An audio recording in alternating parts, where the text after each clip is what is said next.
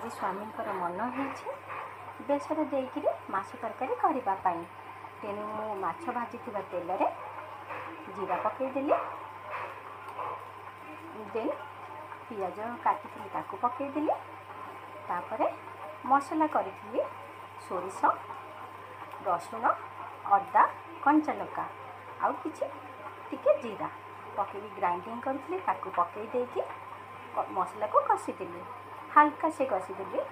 कहीं मु शुणी सोरिष मसला पिता हो जाए बोली आउ एटा मोर फास्ट टाइम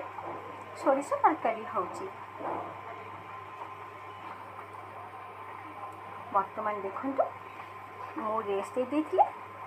बर्तमान मसलार अवस्था केमती है मसला सीधी आसीगला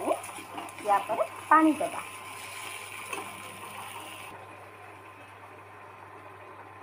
यहाँ पर किसी पानी देकरी मो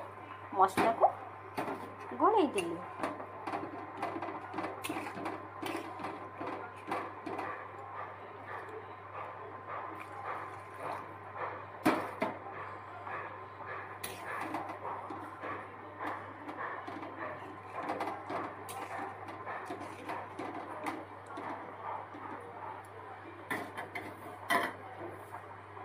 या पर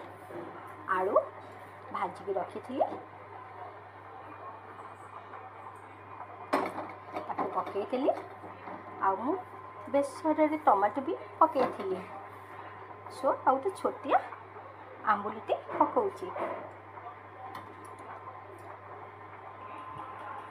आउ स्वाद हिसाब से टिके लुण मो मसला रे लुण पकई तेणु अल्प लुण पकईली एबे ताकू रेस्ट देदबा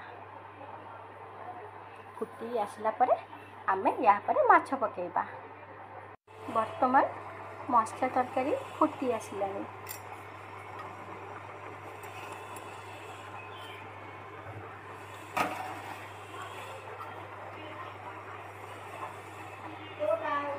एबे माछ पकेदबा